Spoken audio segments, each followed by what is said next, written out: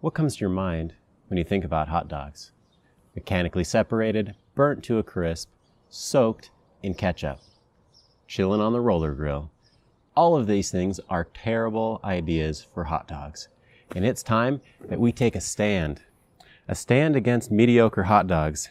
This 4th of July, we should declare our... Can we at least agree that you don't want to buy the mechanically separated, mostly made out of chicken and water hot dogs? That's it. Okay, so my main point of all of that was to offend anybody who isn't going to like the next 4 recipes that I show for these hot dogs. So with that, I'm going to show you my top 4 hot dogs coming from the United States. The Sonoran Dog from Tucson, Arizona. Now this one is a Mexican version of the classic chili dog. It starts with a bolillo roll, which is going to help hold in all the toppings. Now this hot dog is often wrapped in bacon. You add your seasoned pinto beans, chopped tomatoes or your favorite salsa, fresh chopped onions, and some avocado and cilantro for garnish.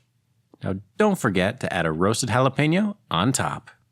This is a spicy treat that'll blow any of your normal hot dogs out of the water. Provo, Utah, home of the JDawg. JDawg started as an entrepreneur project for a class, and at the time, Jay didn't have a car and had to take the bus in order to be able to get the supplies he needed to fix up this shack. Now it didn't take long, and there was a line of people going out into the road waiting for a taste of Jay's dogs. And what's the secret to his success? Well, it's the crisscross cut that he puts in the dogs, which gives a lot more surface area for the crispy bits. The secret, though, is that holds in his grandma's secret sauce. Now, you can get it any way you want, but I like mine with pickles, sauce, and banana peppers. Now that is a hot dog.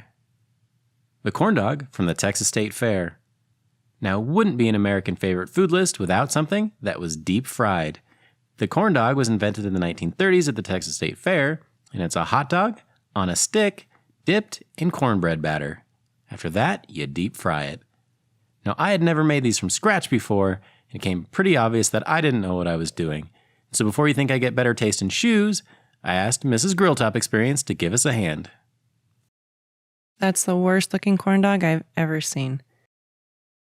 There were 2 problems with your corn dog. First, nothing sticks to a wet hot dog. So first coat it in flour, and then the batter will stick. Second, the batter needs to be thinner than normal cornbread batter to get an even coat. Shake off the excess and carefully put it in the oil. Flip it halfway through, and after about 3 minutes, it should be golden brown. Look, mine is prettier than yours. And thank you for bailing me out.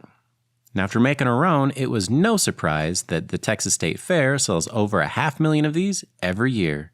After eating them, there's no way I could go back to the baked ones out of a box. The Chicago dog has one big rule that everybody knows.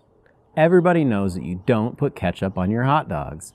Now, they made fun of the Giants left fielder Hunter Pence, saying that he couldn't parallel park, and that he was so dumb, imagine this, he put ketchup on his hot dog. Now, one of the hallmarks of the Chicago dog is the veggies that they put on it.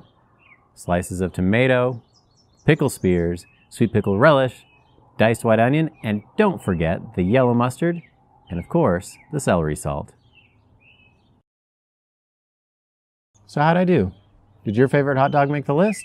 If not, leave a comment down below and tell us your favorite hot dog from your neck of the woods. And we want to see more videos about grilling and smoking. Don't forget to hit subscribe because we have a bunch coming up.